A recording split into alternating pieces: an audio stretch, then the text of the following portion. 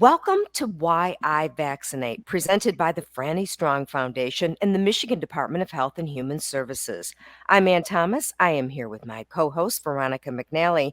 And on this edition of the show, we're going to talk about the important history of vaccinations and the progress that has been made over the years to save lives. Our first guest is Heidi Loynes. She is an immunization nurse educator with the Division of Immunization, Michigan Department of Health and Human Services. And Heidi, we appreciate you coming on the show today. Thank you for having me. And yes, I'm one of the nurse educators with the state of Michigan. So thank you. We'll start out, Heidi, and educate us about the COVID-19 vaccine. That's top of mind these days. So let's talk about that first. Okay, perfect. So with COVID-19 vaccine, this has been one of our biggest areas, and and honestly at times challenges as well. But our focus has really gone to COVID-19 vaccine and ensuring that we're educating our providers and educating the public on the importance of being vaccinated, and making sure that they understand just even the recommendations and the guidance that has been coming out, because it has been a little confusing, as you know. There's been multiple changes with the guidance as it's come along, and has been rolled out, and it's been a little bit difficult for people to understand. So that's been one of the biggest roles that we've had, is helping people understand, our providers included, the differences and the recommendations and the changes. And I'm not sure if everybody has heard, but we're recently going to be moving into a new area with COVID, which is going to be vaccinating our youngest population, which will be 6 months through 4 years. And that'll be happening, and we'll be hearing more about this in the next few weeks. So stay tuned, because that is something that you'll be seeing a lot of educational pieces coming out from the Michigan Department of Health and Human Services within the Division of Immunizations. And Heidi, before we get into that a little bit, explain to our listeners the difference between regular vaccines that we've all been familiar with as children and in the past, flu vaccine, compared to the COVID-19 vaccines.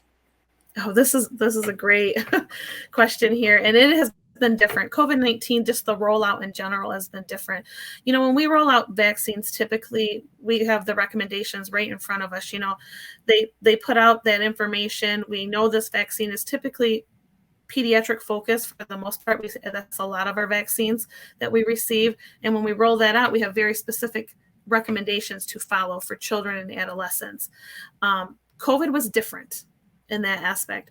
COVID, being a pandemic, we were giving guidance that continually changes. But the thing that happened with COVID is that when it first came out, we had a very limited supply of vaccine, right? And we had to establish priority groups to ensure that we were meeting the need of the most at-risk population.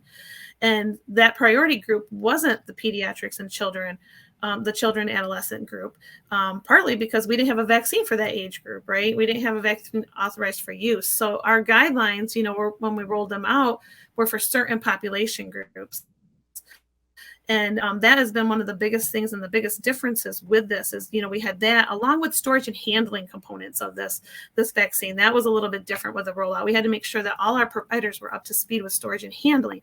And that was another challenge that we received with this rollout that was different with our routine recommendation vaccines that we typically see. Just the education, the ever-changing recommendations, that was the other difference. Like I said, when we get our routine, usually we see those come out through the advisory committee and immunization practices. They say, here, these are the recommendations that we voted on. The CDC, gives us approval, and then we have that information in front of us.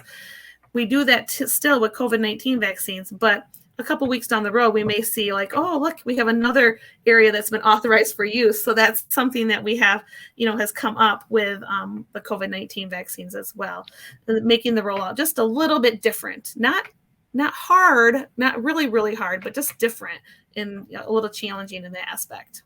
And Heidi, when you mentioned that in a couple of weeks, children under the age of 5 were going to be able to be vaccinated, and this was a whole new thing coming our way, I'm surprised my co-host, Veronica McNally, wasn't getting up and dancing around the room, because obviously this is fabulous news. So I know she's got some questions for you about this and the vaccine in general. So Veronica, take it away. Thank you. Heidi, for the benefit of our listeners, talk to us about the current recommendations. Who should get vaccinated and when?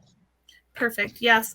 The current recommendations for the COVID-19 vaccine is that those who are 5 years of age and older, they're recommended to receive the COVID-19 vaccine with an age appropriate COVID-19 vaccine. So right now, for 5 through 17 years of age, we have Pfizer vaccine. That is the one that is authorized for use in that age group.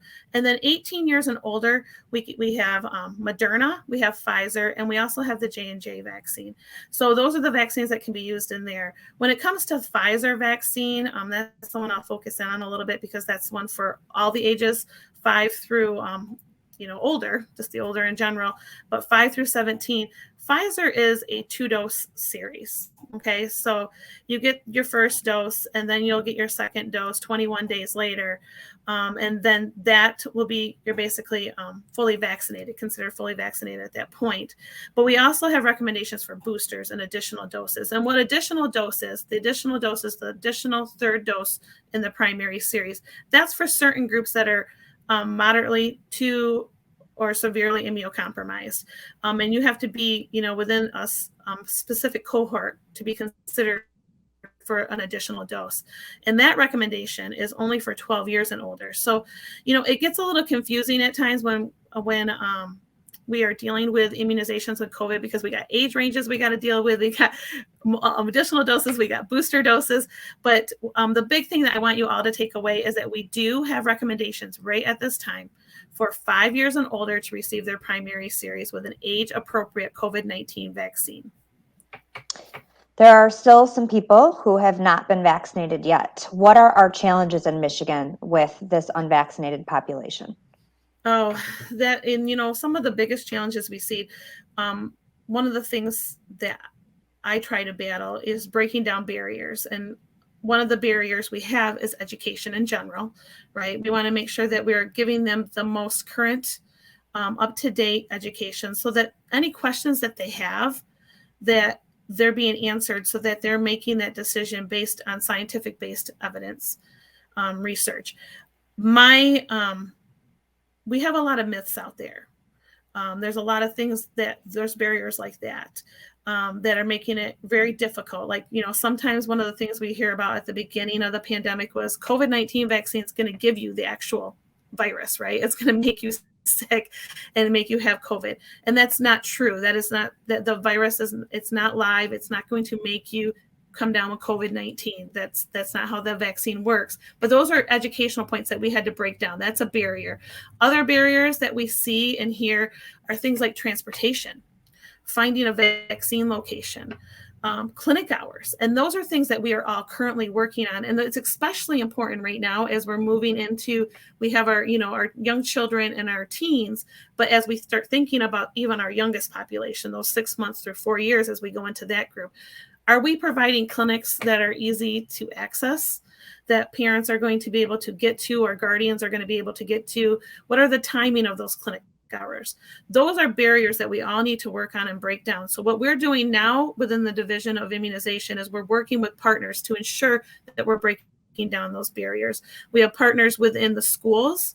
We have partners in the pharmacy. We have our local health departments, and we're all meeting together trying to say, hey, how can this happen? How can we make sure that we're getting to those populations that need it? Because that 5 through 11 right now, that's the group that we're kind of seeing, well, they don't have the best rates, and we want to make sure that we're getting them vaccinated. And how can we do that? Because if we're seeing that with 5 to 11, we're probably going to see that with 6 months through 4 years, right? I mean, that's going to be something that we may see. So those are the things that we need to focus on, the challenges that we're having, and the barriers that we're seeing, and working with our partners will help break those barriers down. Like maybe having school located clinics, maybe having clinics after work hours, those type of things. Heidi, that's so important to ensure our success for vaccination in Michigan. Thank you for everything that you're doing and that MDHHS is doing to keep Michigan safe. Thank you. Heidi Loynes, Immunization Nurse Educator with the Division of Immunization, Michigan Department of Health and Human Services. We really appreciate the advice and the time today. Thank you very much. And thank you for allowing me to be a part of this. I appreciate it. You are listening to Why I Vaccinate. We'll be back right after this.